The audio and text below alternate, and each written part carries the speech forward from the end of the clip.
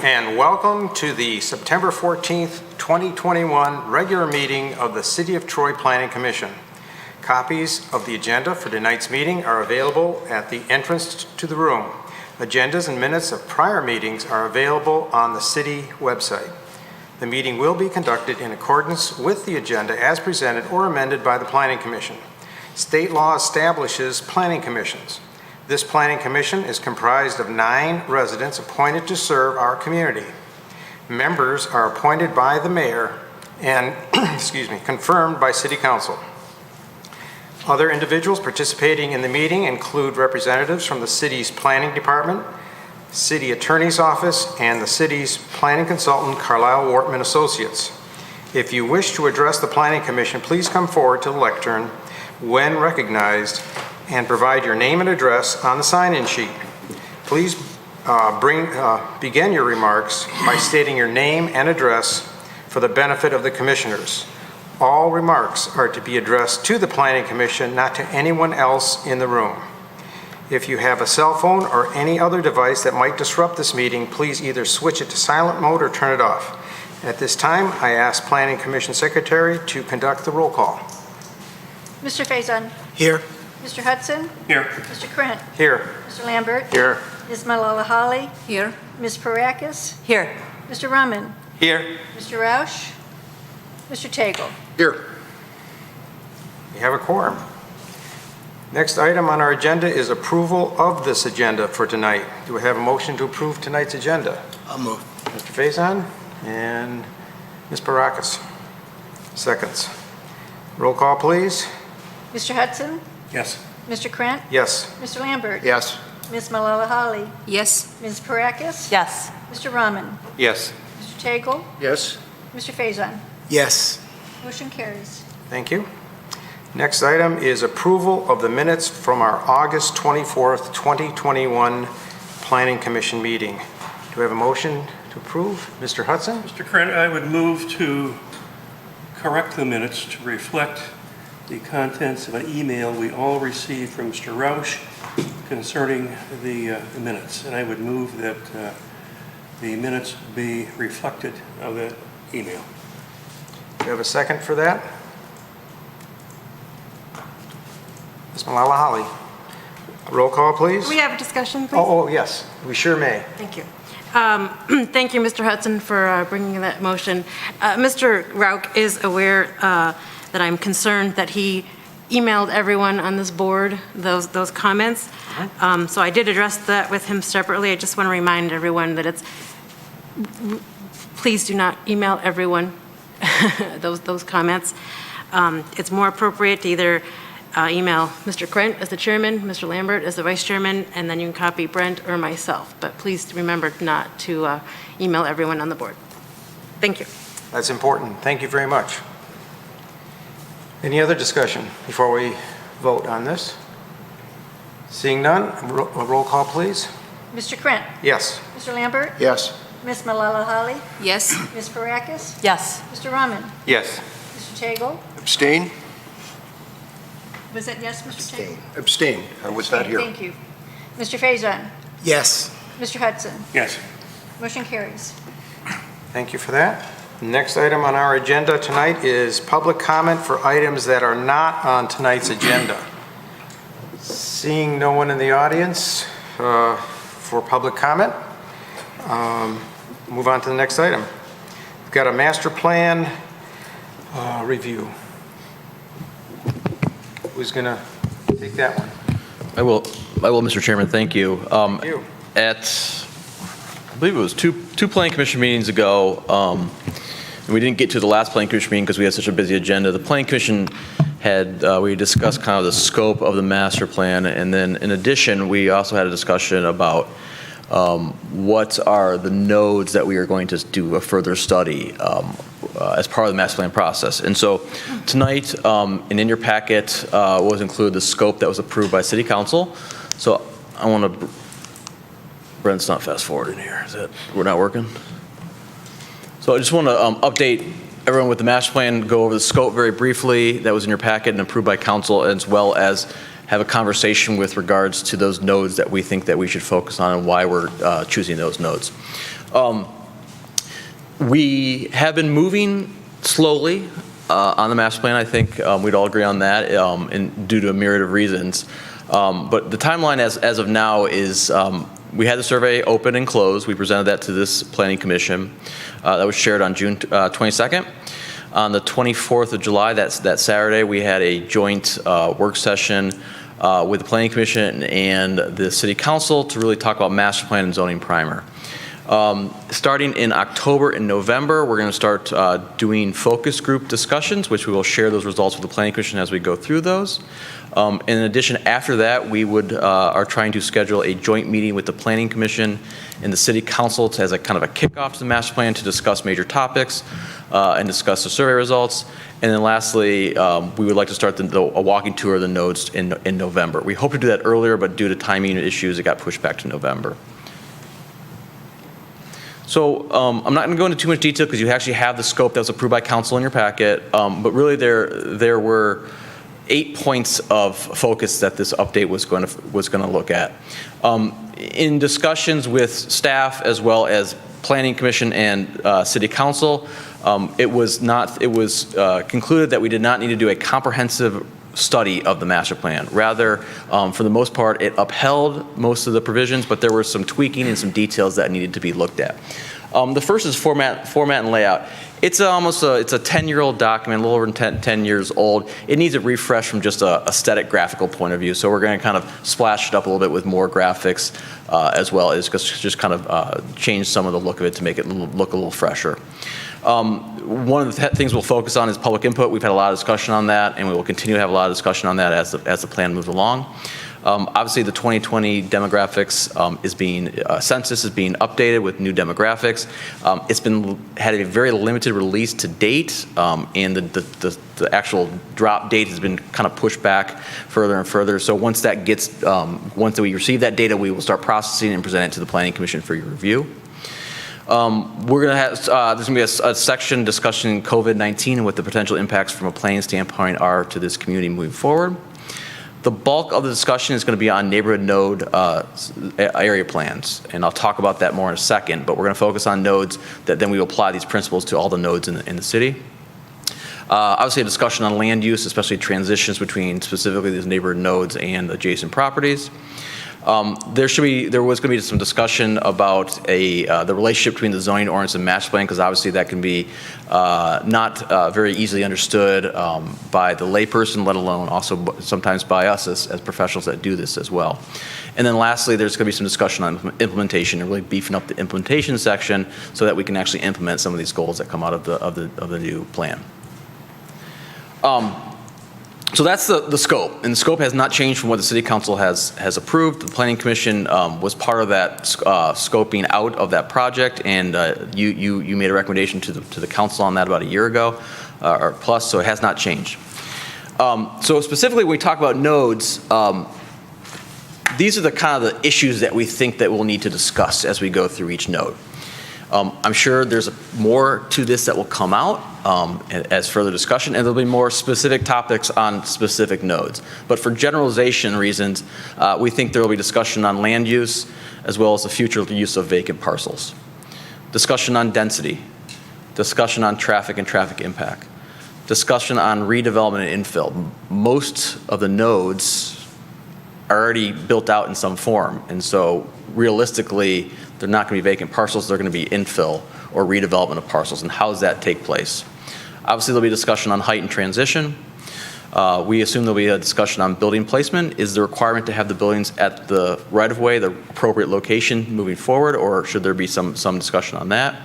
Obviously, we spent a lot of time already discussing housing types, but we think that's going to be a featured discussion as we move into the node discussion. And lastly, a discussion of gateways in Troy. We often forget about this, that there are nodes that are actually the gateway into Troy coming from other communities, and how should those represent what we want Troy to represent. So we've identified 6 nodes that we'd like to study. The nodes, 4 of the nodes were those that were highly prioritized in the survey. If you remember, there were 5 nodes that were highly prioritized. We've identified 4 of them. that we think we should study. In addition, we've identified 2 additional ones that we think have issues that would lead itself to discussion that we can apply to similar nodes. We want to make sure that we got a diversity of geography as well as issues for each node, for these nodes to study, and then we can apply them to like nodes and like situations.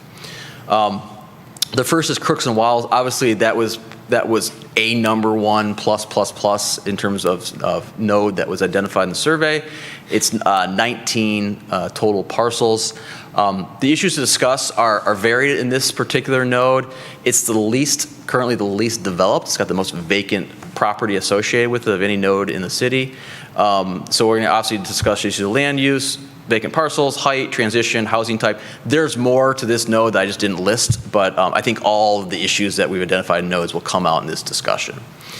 The second node we'd like to study is Long Lake and Livernois. This is 13 parcels. That deals with issues of land use, infill, density, housing type. Again, this was prioritized in the survey. The third node is Waddles and John R. Same issues, similar to issues of Long Lake and Livernois. It's 19 parcels. It was also identified as a key survey, a key node in the survey to study. And the last one, and one of the largest nodes with the number of parcels, is Long Lake and Rochester, and it's got 26 parcels. And again, focusing mostly on the issues of land use and infill with that one. That does, like I said before, I want to reiterate, it does not mean we will not focus on issues of height, transition, density for all these other ones. These are just the main characteristics we find that will be identified or discussed as part of these different nodes. And then the 2 that were identified, this was more on behalf of Director Saudon and I, that we think that we should focus on, that were not identified in the survey but are important. Is one is Livernois and Square Lake. It's 21 parcels. There is a current development that has just been built out in that. It's called Haldane. Is it called Haldane, Brent? Tisdale, I think. Tisdale. A lot of feedback on it. Some positive, some negative. And so we've heard a lot of feedback on that node that didn't come through in the survey, but we think there's a lot of issues, especially with regards to housing type, that came out of that node. So we'd like to include that as one of the studies. And lastly, there was no gateway node identified in the survey, but we think it's a really important thing to study. How do we want to present the city when you enter and exit out of Troy? And so the one that came to mind that we think is really pertinent is potential for some ripe development coming forward. It's the smallest of all the nodes with the number of parcels, but it's still an important one, and that's John R. and South. Director Salmon, you want to go to the next slide? So those little red dots represent the geography of kind of where these nodes are that we want to study. I think obviously most of the nodes are all north of Big Beaver and really Waddles and north. So we think from a geography standpoint, we tried to best represent a spreading out of the city as well as addressing various issues. So that's our recommendation for the 6 that we study. Again, I want to really repeat this. It does not mean that we will not consider all of the other nodes. We think we can study these and use the principles that we find from these to apply to other nodes and bring that back to the Planning Commission for further discussion. Director Salvin, I don't know if there's anything else you wanted to add to this. I think you're on a roll, Ben. Keep going. I was not going to go node by node. I was going to leave Okay. it there and just let the Planning Okay. Commission discuss if they think we're on the right track. If there's anything they want to tweak. And at this point, we're just looking for feedback to move forward with these 6, and we'll obviously keep you abreast as to how we're proceeding. Just to stress one thing is like Ben emphasized, we're going to focus on these 6, but the lessons learned from the focus is going to carry over to not only the other nodes, but also other issues like transition and shallow depth and things like that. So we learn our lessons here, but we apply them throughout the entire city. Thank you. Ms. Malala, you wanted... Thank you, Chairman Grant. Mr. Carlisle, just a quick question for you. Livernois and Square Lake. I know it came as a surprise to me, per se, being closest to that node, that it was not picked up during the survey regarding the issues or the kind of discussion that went through when the condominium or townhome complex came up. So are you putting that node on this list because of the townhome complex that came and the dialogue and discussion among residents? Is that your Yes, that's safe to say. I would say outside of Crooks and Waddles, that's the node we've heard the most opposition and discussion on. And so we think it's a worthwhile one to study. We were surprised it did not come up in the survey, but that doesn't mean that we think we shouldn't study it. We still think we should add it as a node to study. Okay, got it. Thank you. Anyone else? Go ahead, Mr. Lambert. Mr. Carlisle, weren't there two other nodes on Waddles that came up when the citizen survey occurred where they raised concerns as well? It seems like there were 4 nodes on Waddles that came up when the citizen survey occurred that raised questions in addition, 2 others in addition to the ones you highlighted there, and I thought they were maybe Waddles and Livernois and... Yeah, there were 2 others. I knew you were going to ask me this, and I knew someone was going to ask me this, and I should have been prepared for it. There were 2 others, but when we started looking at this in detail, we thought many of the same issues that are going to come up in those 2 would come up in the other ones that we're studying that are like those. So we wanted to add 2, Livernois and Square Lake and John R., because we think those are different issues that would come up that we want to be part of the discussion. So again, to the director's point and my point earlier, we're still going to apply the same principles to those other nodes as well. All right, thanks. Go ahead, Ms. Parakis. Thank you. Were we going to be able to have a discussion about whether or not some of these nodes should in fact be nodes? I thought we had a conversation about maybe the node concept either being outdated or inappropriate for certain intersections, and we talked about maybe rezoning some of those so they if either we thought that the infrastructure wasn't there in terms of the size of the roads and the traffic, or just the surrounding area didn't seem to be pertinent anymore, or ever, if it ever was, in fact, to be receiving a designation of a neighborhood node. The quick answer is yes. The first step is to study them and to get out boots on the ground and walk. What we're proposing is half a dozen of them, but again, take the findings and the lessons and the information that we gather from those 6 walkabouts, applying them across the board, and then trying to come up with a vision for how we want to deal with the nodes in the future. Do we want to, like you just stated, is it a dated concept that no longer applies across the board? Is it a dated concept for some of the nodes, but not all of the nodes? Should we modify some of them? Should we rezone some of them? This is the first, well, the survey was the first step, but this is the next step going down. We heard loud and clear from the Planning Commission, City Council, suggested in the survey that the nodes are worthy of discussion, and we're going to do that. And the Planning Commission is going to have a major say in what the future of these nodes are. Okay, thank you. Can I just, we are not going in with any preconceived notion of what's going to come out of this discussion. If that lends itself to eliminating some nodes or rezoning some nodes, that may be the case, but we don't want to have that we don't want to bring that out in discussion right now without having further study of these nodes moving forward. But it could be a result of what our study is going to be as part of this. Okay. Mr. Rahman, you had your hand Yeah, up. I just wanted to repeat what Mr. Savinan said is, if you can just explicitly say that this is a pilot study with the 6 nodes, then the other node inhabitants will be a little bit relaxed. Otherwise, they're saying, what's going on with my node? So I think you have to be a little bit careful, maybe just explicitly mention that this is kind of like a pilot study that we're doing, and we're going to implement the knowledge to other areas. That will be very helpful. I think that's that's well stated. I think it's a very good way to describe it. We're not ignoring, I think there's 19 nodes. We didn't think it was a effective use of time and resources to have the Planning Commission walk 19 of these nodes, which many of them are located on 4 corners of an intersection. We could do it, and we could get City Council to approve the budget for it, but we don't think it's necessary. We think 6 is a good number. I'd actually kind of wished it was less, but 6 is okay. And it's a pilot study, as you indicated, and we apply the lessons and the findings across the board to the other 13. Mr. Faison. Thank you. So Brent, just a quick question on that, and you touched on it a little bit. So can you talk a little bit about what the walking tour will look like, what the focus group, how that would work, even at a high level?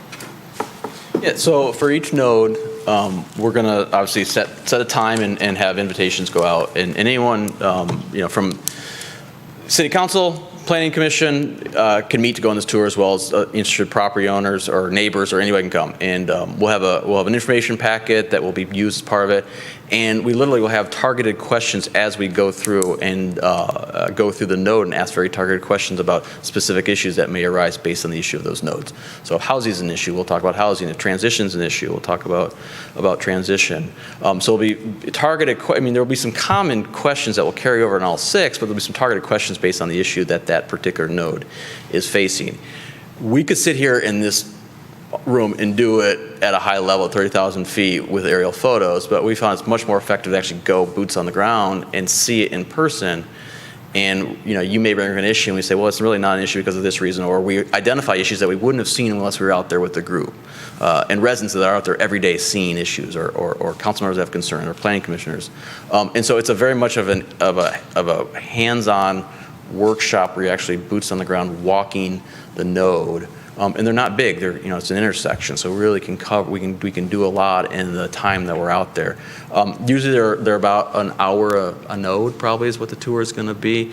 And we've done this for other communities where we're looking at specific areas, and we walk in, and it really helps us identify issues and concerns out there. Focus group is your traditional focus group. We've got targeted questions that we've got based on who the target group is, have a discussion. The quality of the focus group really is also the quality of the facilitator. So I may have set questions, but I will kind of go off based on what I hear. I'll have follow-ups and further interaction. If a couple planning commissioners want to sit in on a couple of the focus, we can't schedule all of them because we'd have to advertise them as a meeting. But if a couple of planning commissioners want to sit on some of the focus groups, feel free, and you can ask questions and be part of that too. And I'll give you, at a future meeting, I'll give you actually the questions that we're going to ask for each focus group so you can see what we're asking. Thank you. Last question, you had it up, but what's the timing for the walking tours? We want to do it in November. Okay. Weather permitting. We hope to have it done actually start in October, but it looks like we maybe end of October potentially, but sooner than later. Right. Thank Trying you. to, yeah. Anyone else? Go ahead, Mr. Hudson.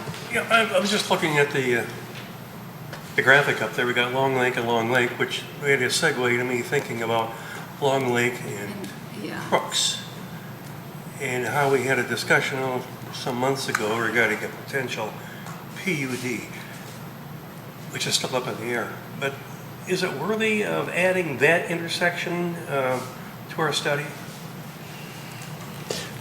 Well, one, it's not a node. It's not a neighborhood node. That doesn't mean you can't study it. But two, because it's going through the PUD process, we have a lot of control already on what the future development of that's going to be. And so if we're limited to the number of intersections, Mr. Hudson, I would suggest we do not say that, because we can really work with the applicant as part of the PUD process to kind of get what we want, for lack of a better term, than we would for the other nodes that we're studying. So that would be our recommendation, but up for discussion of the Planning Commission. Go ahead, Ms. Malala Holly. So that point number 4 is Long Lake and Livernois, correct? Am I correct on that node?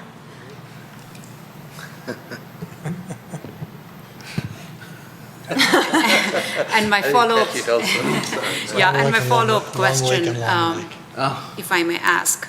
Supposed to be Long Lake and Livernois. It's Long Lake and Livernois, right? Good catch. We both looked at it, and neither one of us caught that. Yeah, so. sometimes, that happens. Okay, my follow-up question to that.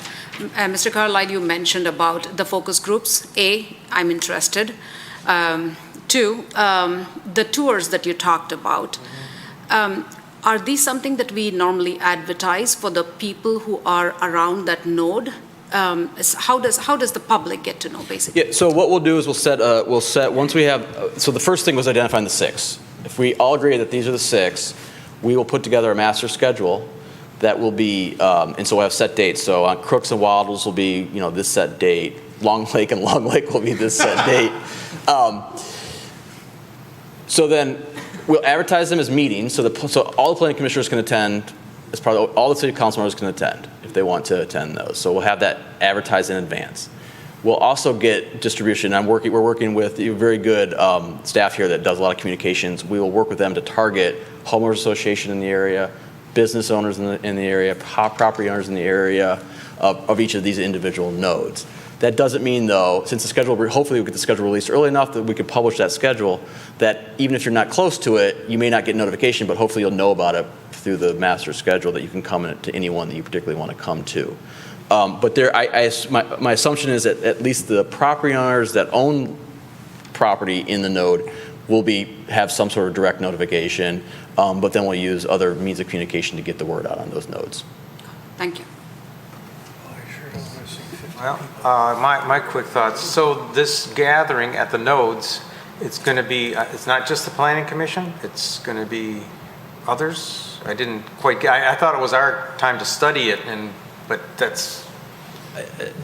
I would, well, that's an open meeting, so anyone's invited. Okay. Two, I would think it would be a little disingenuous to have a gathering and a walking tour and not allow the public to participate. Sure.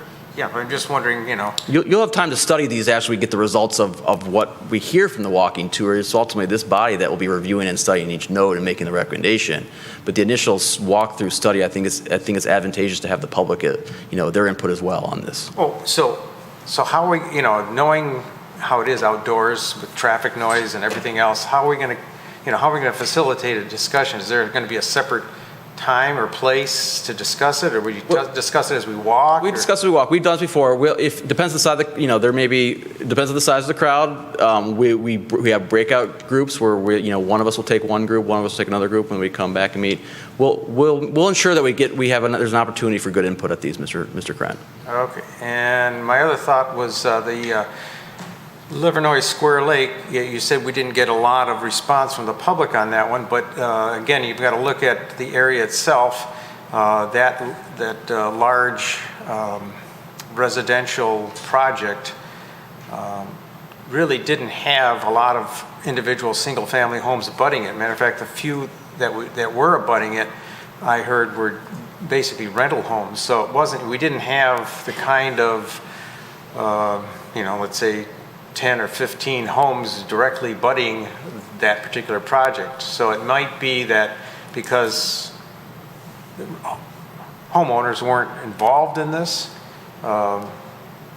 that's why there was not a lot of input in the survey. So that's just my thought. I think we discussed that earlier, but it's a great thought. It's funny though, because it's the one development we've received so many comments on, even though it wasn't abutting single family. So yeah, but it's a good point. But we've heard a lot of comments on that. The comments were there, but as far as in the survey, do we get a lot of comments? No. That's what I was saying. It's just because neighbors weren't negatively impacted because they're not there. Okay. Anything else on this before we move forward? Just as per your concerns of the meeting, it's still going to be essentially a public meeting. It's going to be organized. It's the Planning Commission chairperson hopefully is going to be there. Absolutely. And we in the efforts of public engagement and transparency, anyone can kind of see how the sausage is made, can participate, provide input, but it's not going to be a free-for-all. It's going to be an organized meeting with an agenda and with a goal to get input within a specific period of time. So there's going to be structure. Yeah. You'll get the packets for each node prior to the meetings, prior to the date. So you'll see what the process is going to be. Yeah, I'm glad to hear that. It's not just going to be walking tour, because in the past when we've had walking tours, we've had a van of everyone pile into a van. We head out to a site, we look at it, we make our observations, and we then later meet in this room or the other room to discuss what we saw and how we felt about it. But this, we're going to have discussions out in the field. That's fine. It's just that I know road noise and everything else, and it'd be very difficult to conduct a meeting. That's what I'm saying. But, well, I'm sure you'll handle it. You've done it before, so. And, I don't envision a lengthy. Well, I'm not envisioning a lengthy discussion at each node. We're going to have information for people to fill out as we walk along, and so it's going to be that kind of process. I mean, there will be some discussion, but we're not going to be out there for another hour after walking tour discussing each individual node. That's for further discussion as we move along. Correct, that's what I was thinking. It would come back to us at the table. Yes, once we gather some initial results, we'll come back and just have that Discuss discussion. it here. Yes. Got it. Okay. Mr. Faison. Thank you. What time are we thinking, like during the business day or 7 o'clock like our meeting? Or? It's gonna vary. I mean, I suspect it'll be some early, it gets darker earlier, so we gotta do it earlier. Right. We've talked about doing some on Saturday morning, during the week, during weekends, I mean, so if Director Savant would be willing, we'll do some, we would do some Saturday morning, so, yeah, so, and we want to vary based on different times and different people's schedules. And again, just because you can't participate in one, you can participate in another one that, again, like issues, we'll address them. Thank you. Anything else before moving forward? Seeing none, go ahead. Ben. Are we done? I think if we just want some confirmation that these are the 6 to go with, and then we basically want to get the schedule as soon as possible so that we can get moving on this. Okay. Any thoughts? These 6 look good? Good to go? I got the nods. Good to go, guys. Okay, thank you. This item complete? That part is complete. Very good. Okay, next item is zoning ordinance text amendment, ZOTA 256, residential uses in BB zoning district. So this item was initiated by an email that I received from a developer who you all know, who was before us a few months ago with the rezoning application. And it's also consistent with our goal of providing some flexibility for some buildings that may be vacant or not at full occupancy following COVID, particularly the office market. We're not quite sure what the long-term effects of COVID are going to be on the office market, but this is not a neighborhood node project. This is the Big Beaver zoning district, which is basically along and near Big Beaver. And the concern is for properties that, for most of the properties that are in the Big Beaver zoning district, residential is not permitted on the first floor of the building. And the concern is that it's a pretty, for some buildings with a significant footprint, there's a lot of square footage on the first floor, and to say no residential at all on the first floor limits the reuse, the redevelopment potential of the building. This is really about not only new buildings that are potentially proposed, but existing buildings that are to be retrofitted. So he suggested that what we should do is consider amending the zoning ordinance to allow appropriate residential on the first floor. What that means is basically for those areas that have a relationship with Big Beaver or the parking lot, perhaps limiting the residential on those elevations, but allowing residential in other areas where it's appropriate. And the Planning Commission could play a role in determining that appropriateness. So I asked Ben to look at a potential text amendment, and it's in your packet. The language is basically a table that's been amended, and if you look at the table for use group 2, which is residential / lodging, the text now, which is in black, shows that it's only permitted UP, only permitted on upper floors, and I'm proposing an amendment to the language UP/P, which would mean permitted use group in upper stories only for portion of building that fronts on public right-of-way, permitted use group for any portion of the building that does not front on a public right-of-way. So it's basically an effort to allow for more flexibility for these buildings. And happy to discuss this. Because we're not going to vote on this because it's a public hearing, so. It's not a public hearing. We want to discuss the language. I understand, but this will be a public hearing. Correct. At some point. Correct. We're looking for feedback on this. Very good. Go ahead, Mr. Rahman.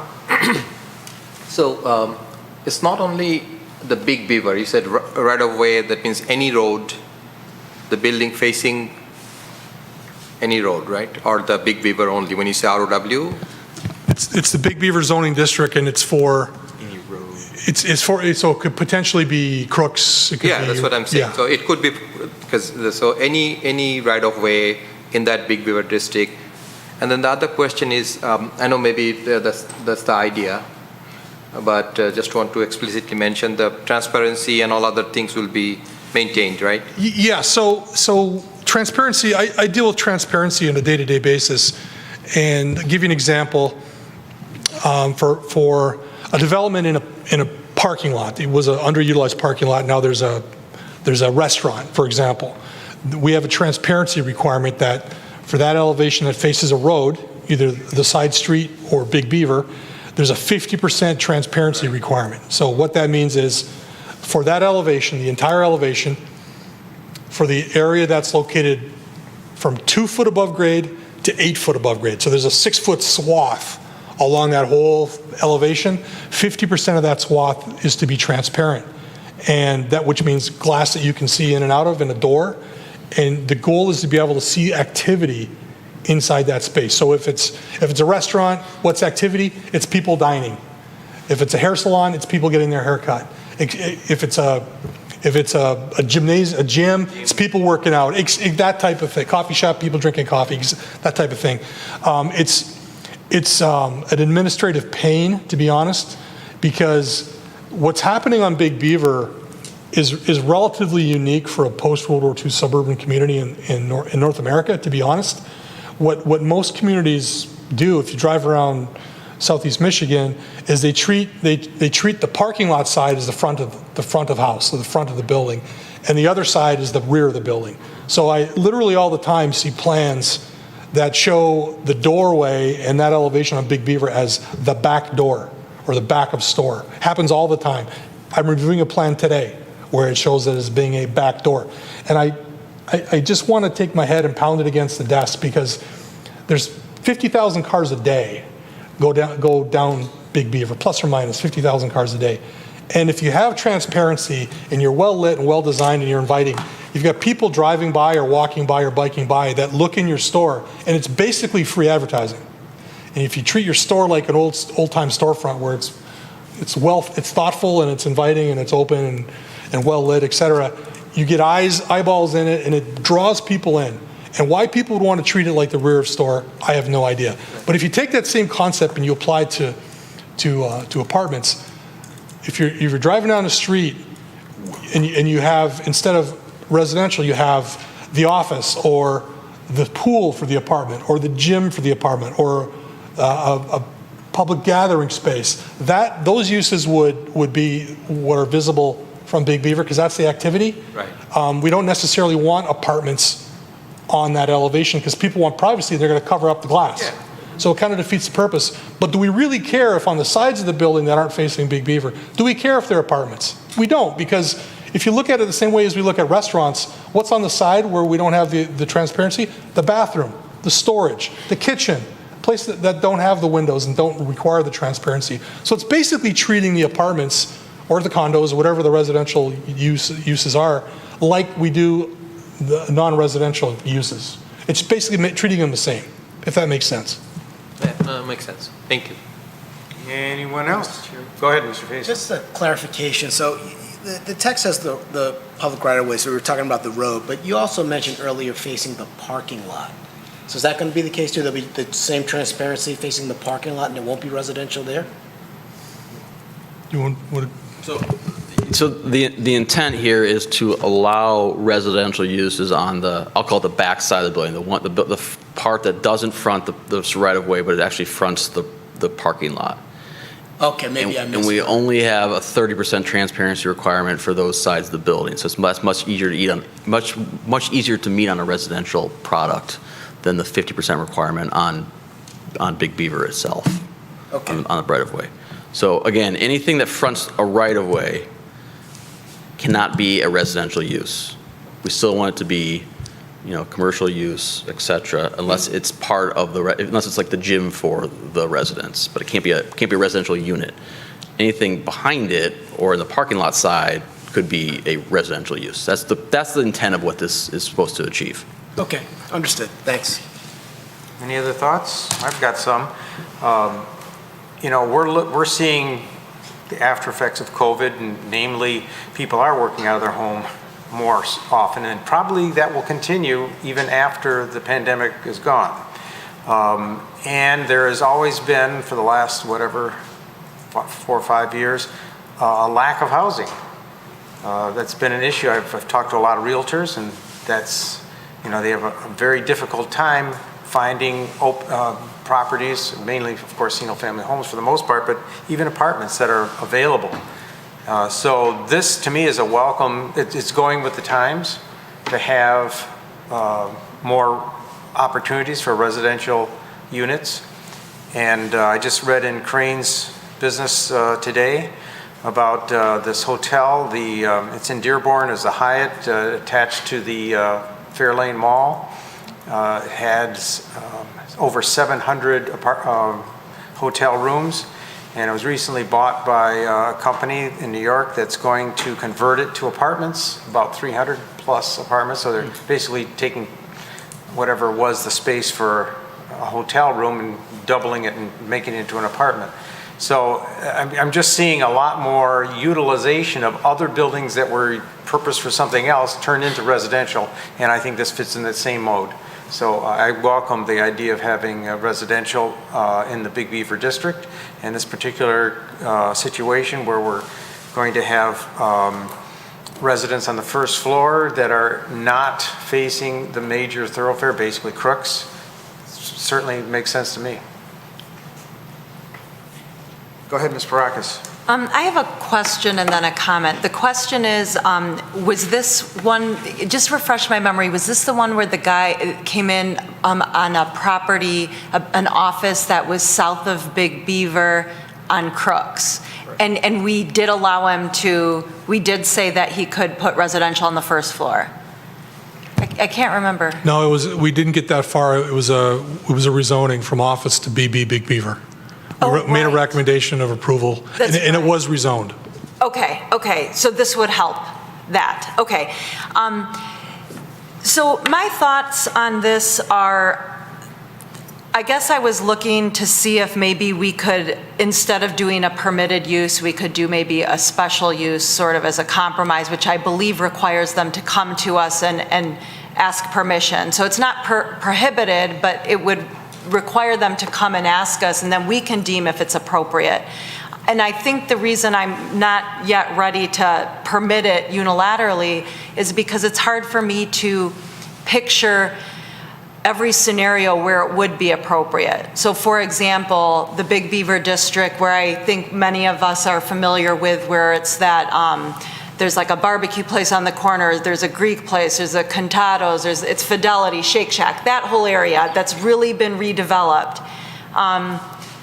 What if they just, the backside of that, and you talk about why are they using their backside or the side that fronts on Big Beaver. I think the answer is sort of easy, and that is because it really isn't walkable. People aren't walking up and down Big Beaver like they are in maybe a downtown Ferndale or Royal Oak or Birmingham.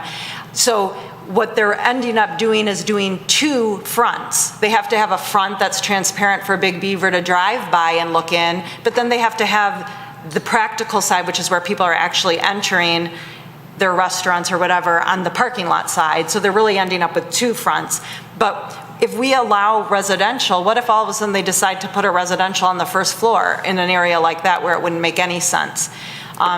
Couldn't we do some sort of a compromise where we don't have to necessarily prohibit it, but require them to come and we can look at what they're asking for and decide then if we want to allow residential on the first floor?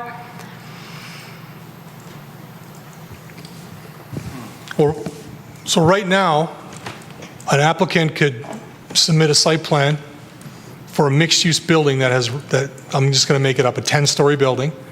9 stories of that is residential and the main floor is commercial. That's by right, not special use. So what I'm hearing is you're suggesting that to make it all 10 stories, it should be special use. They can already do 9 stories by right.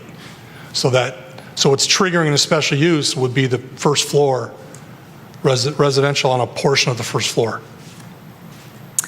I mean, maybe I'm not correct in what the label should be, but isn't there any way to change it instead of turning it into a P for the first floor, that it's not changed, but instead of prohibiting it all the way, we can say, look, if you want to do something, I mean, unless they have a different avenue of already doing that, but basically if they want to deviate from that, they could come and ask for a special use, and we would have the discretion to approve it or not. Well, we're looking for feedback. Again, I would suggest that a mixed-use building is by right, and to seek special use approval for that additional residential on the first floor, to me, seems heavy-handed, and it would, to me, seems to discourage the use of the first floor as residential, because it's an extra layer, it's an extra step. Like, there's a public hearing required and notification, et cetera. And I just, from my experiences, if developers can, if path A is a by right and path B is special use, all things being equal, they're going to choose path A, which isn't mixed use isn't necessarily a bad thing, but I'm hearing at least one developer say that he'd like to utilize a portion of that first floor for residential. Well, we had the guy, 2 weeks ago, we had the developer on Big Beaver with the PUD that wasn't part of the Big Beaver district, and that exact same thing happened. And, we approved it. I don't know, we'll see what happens. I'm not 100% sure on that one, but I guess that's my point. I think it was worthy of a discussion and a conversation, and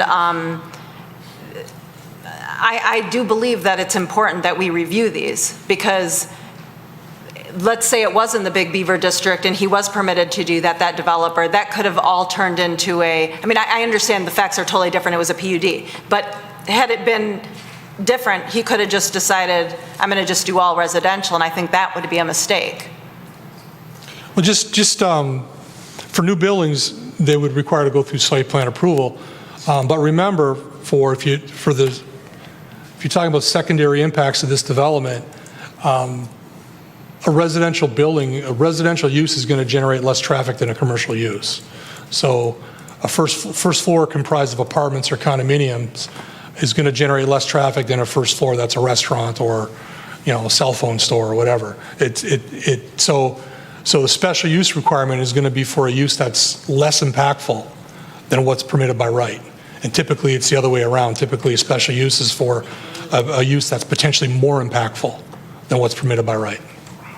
I'm not trying to argue with you, we're just talking. No, and that's a good point. I didn't think of that, but does that matter? I know what you're saying that normally a special use is to allow something more dense or trafficy or whatever, but I don't know, I'd be interested to hear what others think. I just am not sure that I'm ready to just give it away.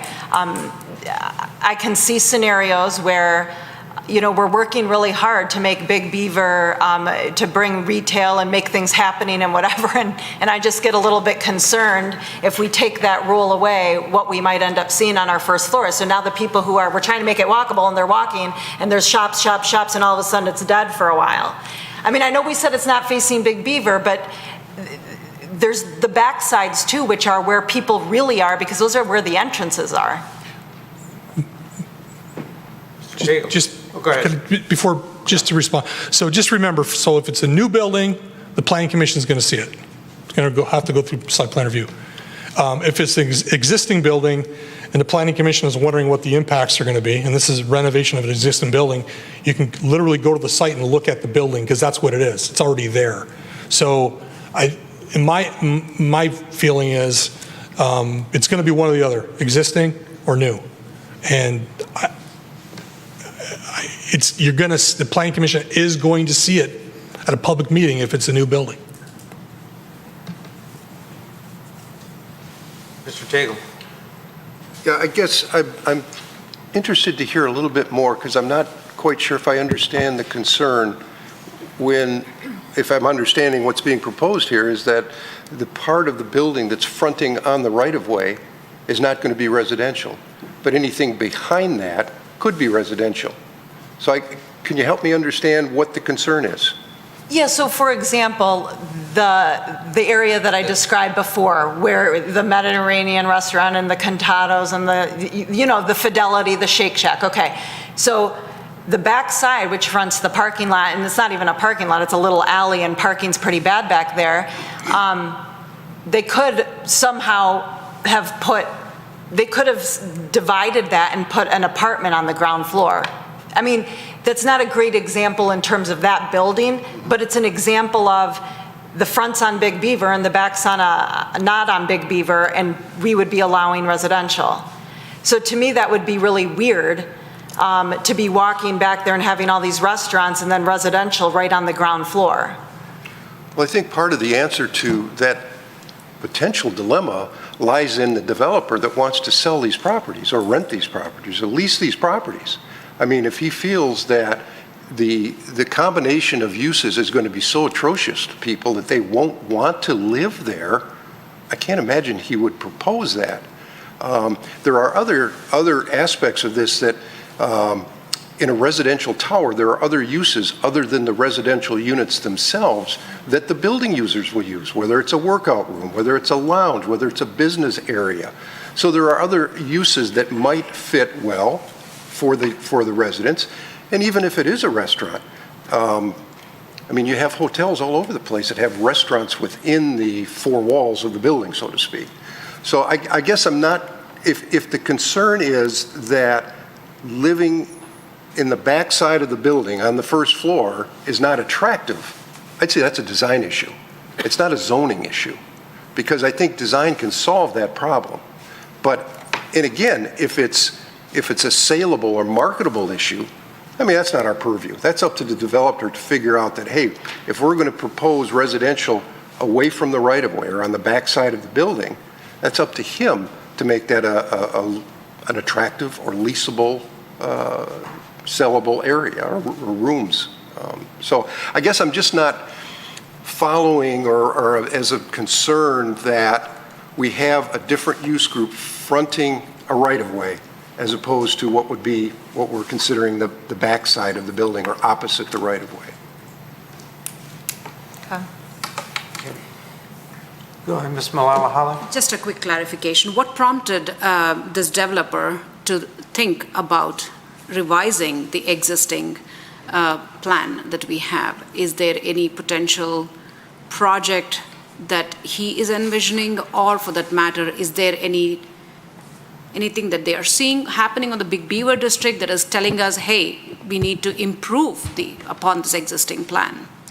They bought an existing office building that was vacant, 4 stories. They rezoned it to Big Beaver, and by rezoning it to Big Beaver, as I indicated, there's significantly less traffic and less parking required. When the use changes from office to residential, it frees up a lot of parking.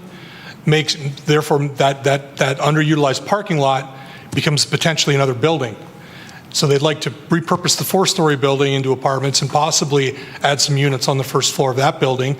And then they'd like to construct another building behind it and potentially have some units on the first floor of that building. And So- all of this behind, it's coming up in the parking lot area. Well, I haven't seen plans yet, but they've verbalized to me that it's less of an issue for the existing building because they would put their meeting rooms and lounge and gym, with those types of amenities on the first floor for the existing building, but they'd like to build another building and have those tenants utilize those amenities for the other building, but they'd like to put some units on the first floor. And our zoning district does not allow it. Now, for the building that's behind the building that's on Crooks Road, so you essentially can't hardly even see the building from Big Beaver, is it important that we prohibit residential units from the first floor for a building that is basically not visible from Crooks or Big Beaver? I would say it's not as important as that relationship with the major road. Yeah, and the potential sellability of such an apartment, it's obviously a design issue that they will have to come up with to solve that. Okay, got it, thank you. Any other thoughts? Go ahead, Mr. Just, Brown. so,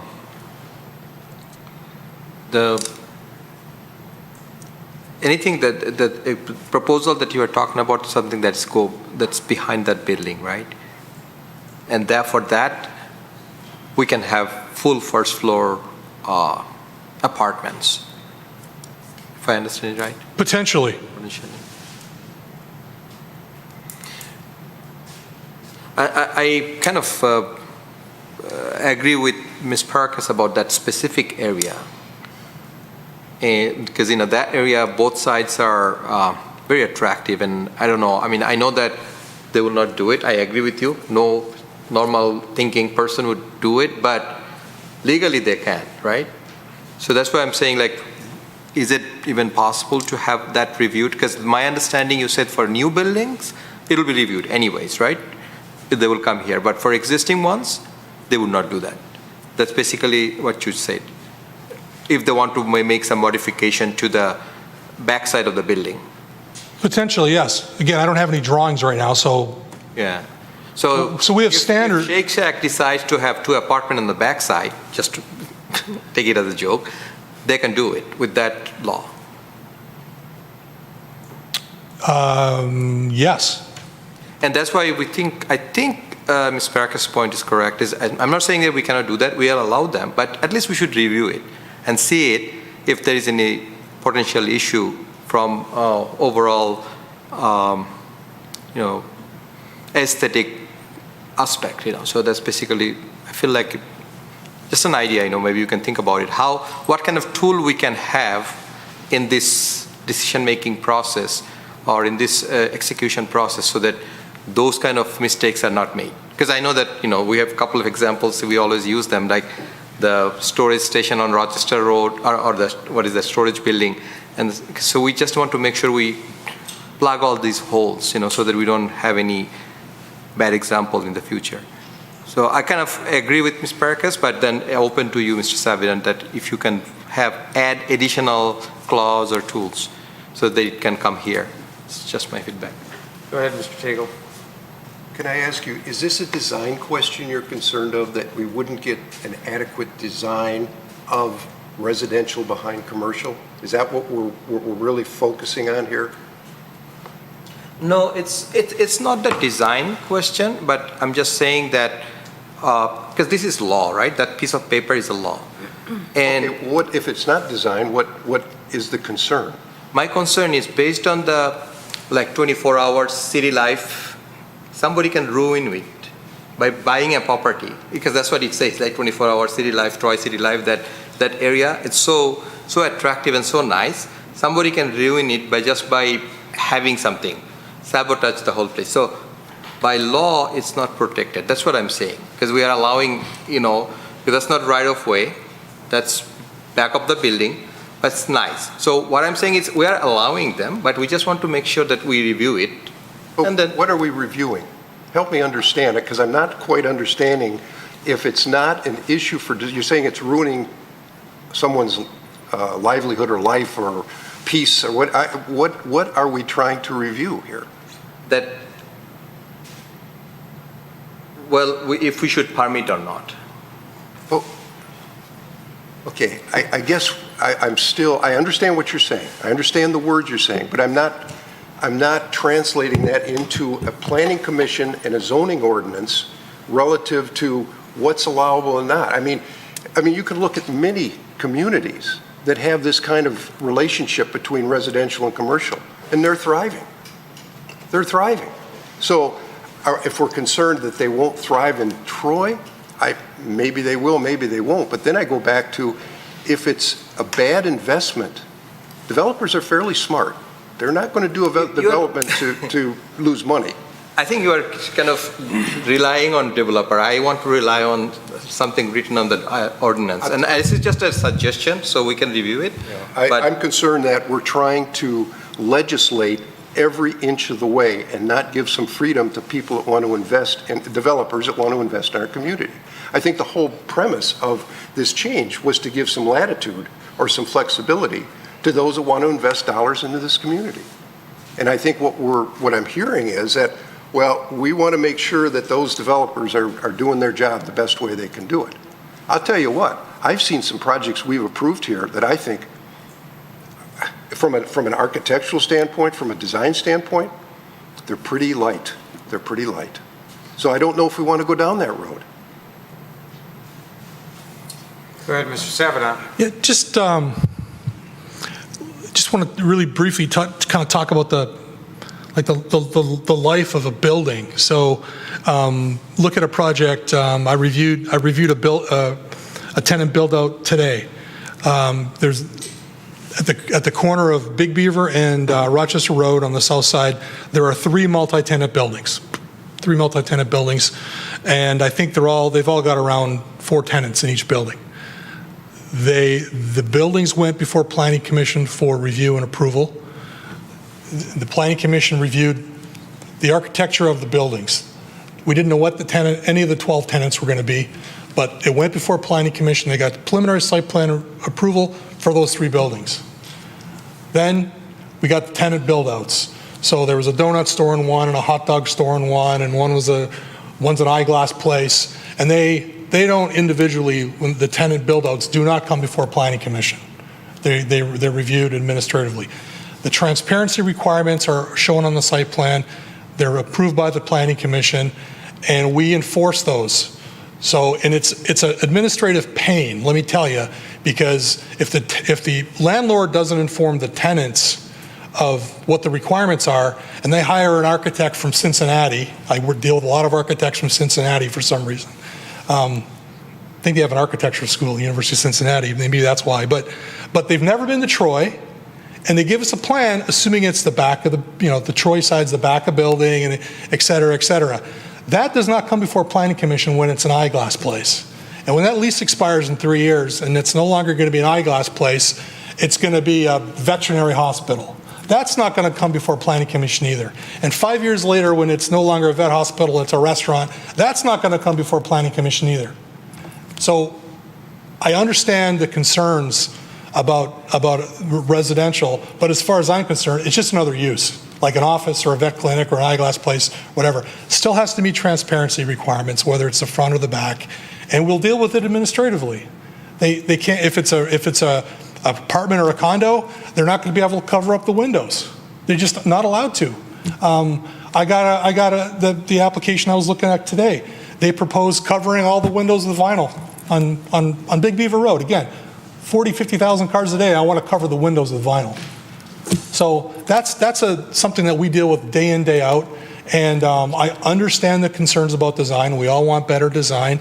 I don't believe that we should be heavier, like more heavy-handed with residential than we are with any other use, because the challenges are the same, but the impacts are less for residential because there's fewer trips a day in and out of that unit than if it's commercial. So it's actually less impactful as long as we handle the design, which I deal with every day. That's my 2 cents. Can I ask another quick question? What is in the back side of the building in the Big Beaver district, what is the transparency requirement? 30%. Okay, so that 30% will still be there, right? So, yes. Okay, that makes sense. Thank you. All the applicable zoning and design standards still apply to the backs of the building. We have transparency requirements, we have facade, we have certain material requirements, we have facade treatment requirements. So those still apply regardless if it's a residential use or a office use or retail. Yeah, so those don't go away. We're just talking about the use. Reassuring. So no, because this is something that we are talking about. I was thinking about just a complete wall with a door. That would be really bad. But if the 30% transparency is already there for the backside of the building, and that's required for the apartments also, the new apartments they're going to build, then it's okay. It's not like it's going to be that bad. And I'm glad we're vetting this. This is good. This is good discussion. This is good discussion. Well, so go ahead, Mr. Just Faison. a follow-on clarifying question. So if your apartment's on the back of the building, There's a 30% transparency requirement for your apartment?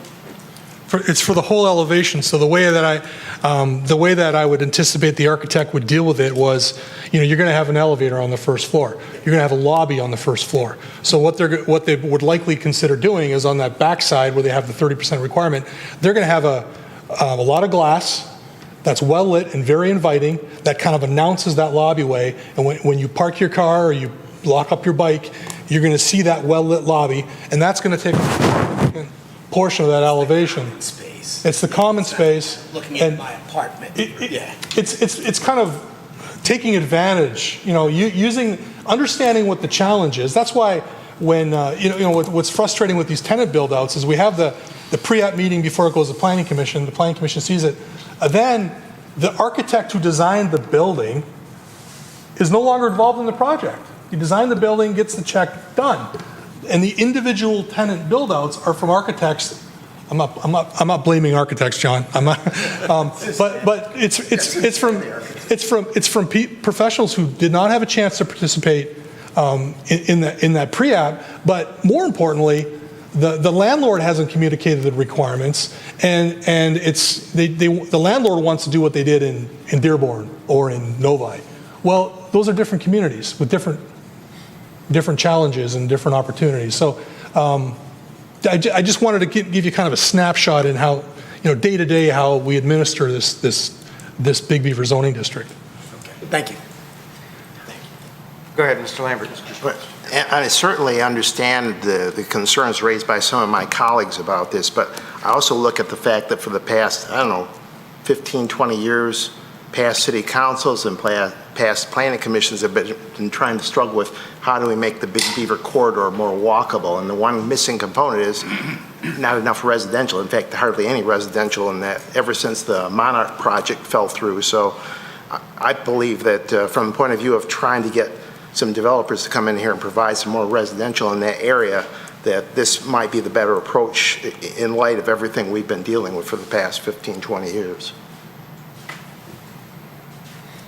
My thoughts, let's take the example that Ms. Parakis brought forward. So you're saying the original architect designed both the front and the back of the building. That's locked in. That doesn't change now, correct? If the use changes? But we're getting more into the weeds than we probably should. But there are some buildings that are non-conforming, and they don't have the 50% transparency in the front or the back. So they have, when there's a building that's legally non-conforming, they can continue to exist in perpetuity as long as the building isn't damaged beyond 60% of its construction value. But they still have the ability to change uses, but they can't do anything that becomes more non-conforming. What we try to do is encourage them to become conforming or get closer to conformity. So let's say a building, and I'm just making it up because that's only at 30% transparency on crooks. Just making up a number here, 30%. We'd like to transform the first floor into apartments. Well, can you make this? Can you make it more conforming? Well, sure we could. We're planning on putting a lounge area, and we can open that up and get to 50%, or we can add 5% more and get not to 50%, but closer to 50%. So that's how nonconformities work. Is you can increase the nonconformity. You strongly incentivize and encourage it to become more conforming. Okay.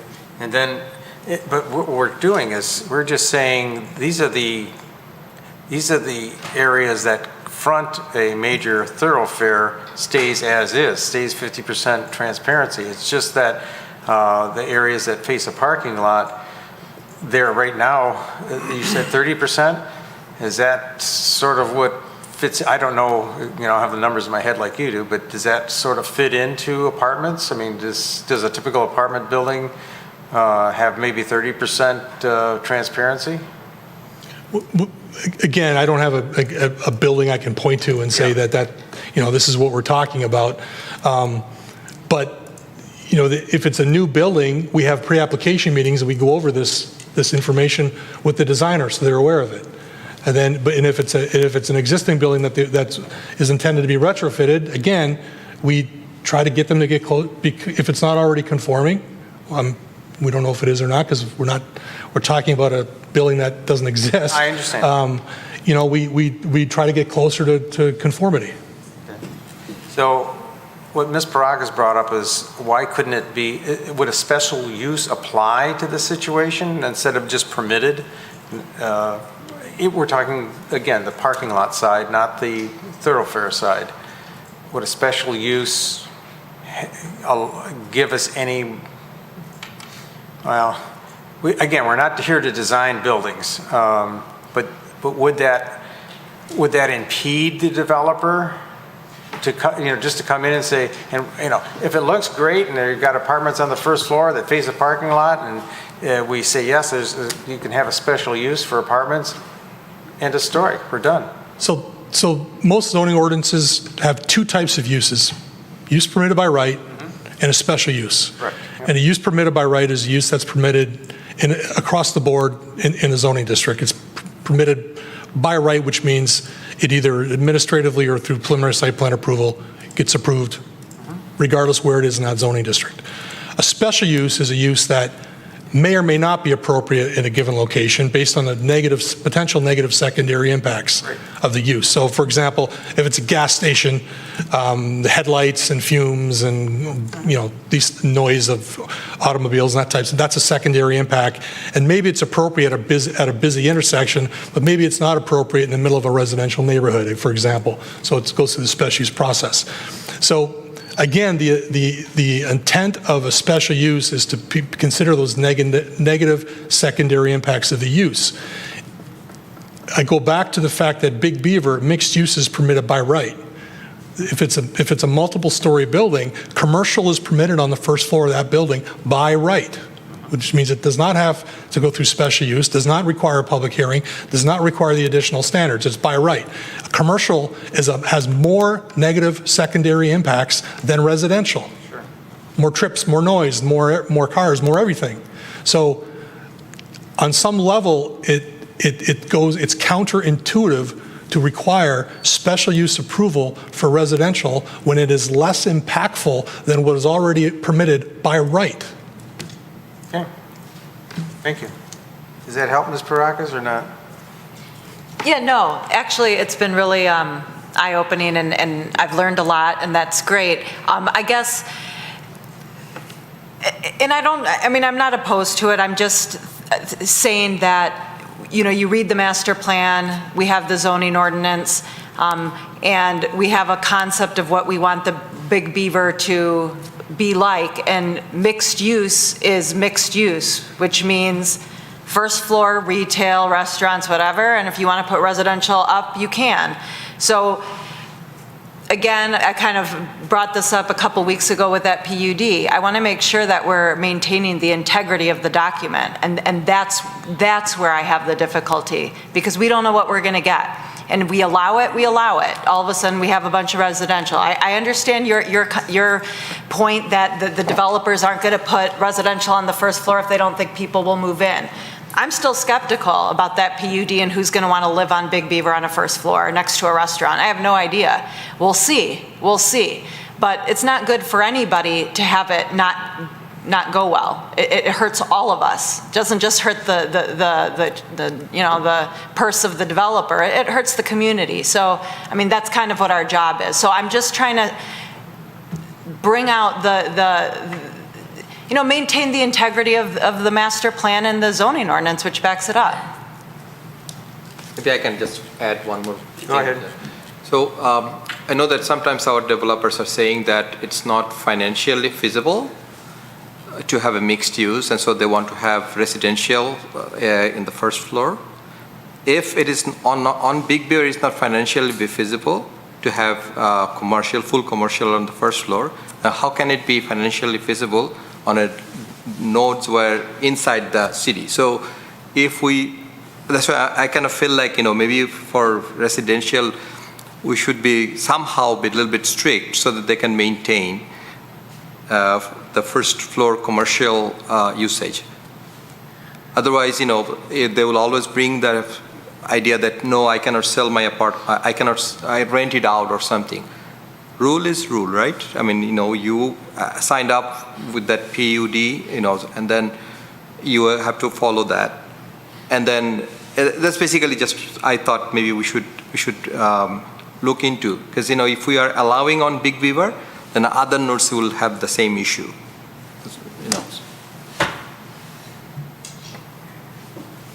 But I just want to add that I'm not, so for the tall buildings, I'm okay with having them, residential usage and first floor, the way we say it, the right-of-way sites, they can have commercial, but on the back side, we can have residential. Obviously, it makes sense.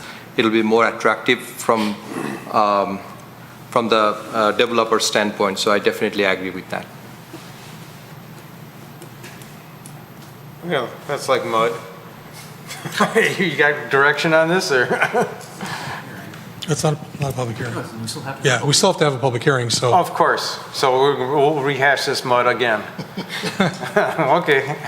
But, I can see some of the points that Mr. Rahman and Ms. Parakas brought up. We don't want a line of store, home, on the backside facing a parking lot. Is that ever going to happen? Like with what John Tagle was saying, the developer probably would not make that choice if it doesn't make sense. The one level where I agree with the notion of special use, I will concede wholeheartedly, is our zoning ordinance generally encourages development through basically the uses that we want on Big Beaver are the ones that are the easiest to get, and the ones that we want less are more difficult to get. So I would concede that mixed use, where you've got commercial on the first floor and residential above, is generally more attractive than full residential on all floors. I would concede that. Where I think it gets cloudy is COVID and what the impacts are, have been with COVID, and what it's done to property values and how we're dealing with that and how it's going to shake out. That's where it's cloudy to me, and I don't know. I think we're going to be figuring out the impacts of it for a long time. It's not going to be clear to us in a month or 6 months or a year. I'm not an expert, but I would concede that. But we've also got the potential, this one theoretical development we're talking about, where there's an existing 4-story building and the potential for a building behind it. I would say that first floor commercial is not feasible when it's not on Big Beaver or on Crooks. If it's hidden, it's not feasible. Maybe if it's really well designed and kind of a destination type place, maybe, but that's not here. I just don't see it here. So I get it. I think this has been really good dialogue. I really do. Well, the one Ms. Parakas brought up on Big Beaver near Crooks, that's a secondary street that actually goes through behind those buildings. It's not like a parking lot. There's a parking structure, but it's a secondary street with shops on the other side of that street. So it's sort of like, for anybody to think they're going to put a housing unit on that first floor, it just is like, you got to be idiotic. But not Mrs. Parakas idiotic. I'm just saying the idea of putting a residential home on the backside of, let's say, Shake Shack, just would be totally absurd. Not obscene, but absurd. It's not. So it functions and looks like a street, but it's It's a privately owned drive. Correct. Yes, yeah. but it functions like a street. And yeah. So I don't know. Are there any other areas besides the one she pointed out and the one we're dealing with at Crooks? Is there another situation that you can bring to light where, yes, the back side of this office building is, if we put residential there, it would, by right, it would totally take the reason we're having stores there. I don't know. I'm just trying to throw that out just to, I see Ms. Parakas' thought pattern. There's always unintended consequence for every ordinance, every law, everything. And we've seen that through decades, not just Troy, but everywhere in the country. So and again, she's cautious. about, are we opening up a can of worms here, or is this going to be of no real consequence? No, 100%, I agree. So we've got multi-story office buildings. We've got multi-story hotels. There's a lot going on along the Big Beaver zoning district, which basically is from the buildings, the Niemer building on the south side, Niemer buildings, and the buildings on the north side, whose name escapes me, that's just west of Kmart headquarters, all the way basically to Rochester Road. Right. There's a lot of multi-story buildings along there, different uses, different challenges, different lease agreements, different potentials. Yeah, Now, some of those are, and John's the expert here in terms of, what types of buildings are readily convertible to residential. You need a little bit higher ceiling. Some of the buildings don't lend themselves to renovation, but some do. And the other thing was, the practicality, those pink glass buildings behind the Kresge Foundation. I mean, can you imagine the first floor being residential there? It's just like, really? Do I want to live in that? I don't think so, but it's just, I'm just trying to get a handle. Are we really worried about something that'll never happen? Or is there some real valid reason why we have to be careful? Yes, John? Just maybe a last thought. Last thought is good. Well, for me. If we're talking about a development, let's say it's a single-story development. It's not a multifamily, or excuse me, multi-story. If a developer was going into a project where they wanted to offer, and he had a clientele base that wanted some live-work units, that could be created their residential unit behind the commercial, whatever the business was, there are ways to, I believe, to create a secluded residential, screen walls, outdoor courtyards, things like that could make that residential unit kind of a standalone. It's not like somebody's walking by my front door to get into the business part, but also being an attractive entrance to the business development. The other component, we're not talking about a one-off. We're talking about maybe it's a series of 4 or 5 of these together. So there's a design and a concept that's starting to repeat itself, that's starting to create an image.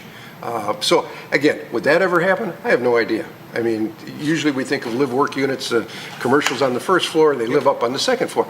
But I don't think it would be, I think it could be developed all on a single level and still be made an attractive application of that business in the front, if you will, residential in the back. Yeah, I've seen that. Matter of fact, some businesses in Birmingham actually almost look like a residential. They've got gardens and courtyards, and you think, oh, there must be somebody's house. No, it's the back of a restaurant. But yeah, there's ways to, and again, developers are smart enough to know those kind of things.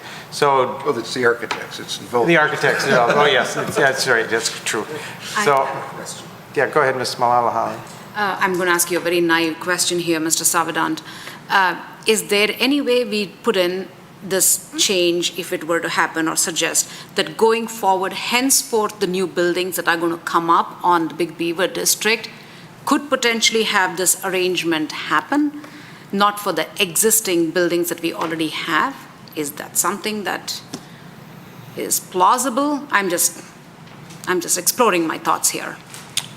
Are you suggesting that this amendment would only apply to new buildings? Yep. Well, we could write law for most scenarios that the Planning Commission wanted us to write law for. It could, yes. Just to listening to all what my fellow colleagues have been saying, I can see the sense of anxiety or anticipation of what could happen that we do not want to see on the Big Beaver corridor. But now with only the new buildings that may get this kind of an opportunity to design as a first floor residential too, that then we say, okay, we can control to a certain extent what is being built there. Although we don't want to control the design, but we can control what we can expect to see going forward in the Big Beaver corridor. So adding a month date kind of a year date there saying going forward henceforth? What I would say to that is generally speaking, repurposing an existing building is a best management practice. Climate change is real, and anything we can do to keep buildings standing and renovate them is good for the environment. I would keep that in mind. We want to incentivize existing buildings to remain standing and being repurposed. Okay, that makes sense too.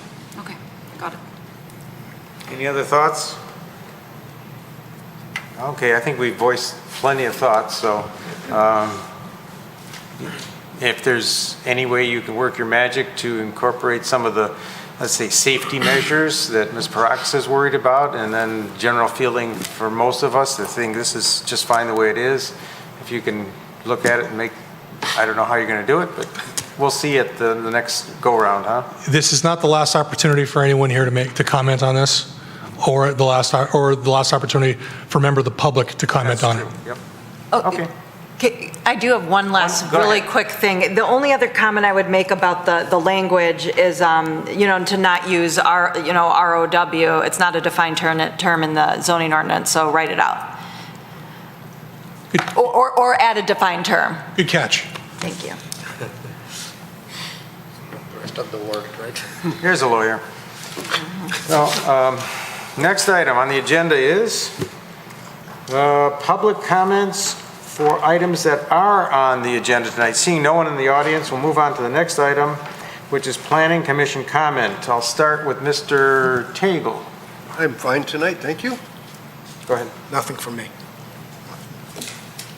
Nothing? Nothing for me. Nothing, thank you. Nothing, thank you. Nothing from me. We're adjourned. Maybe Fred wanted to say something. Maybe Fred.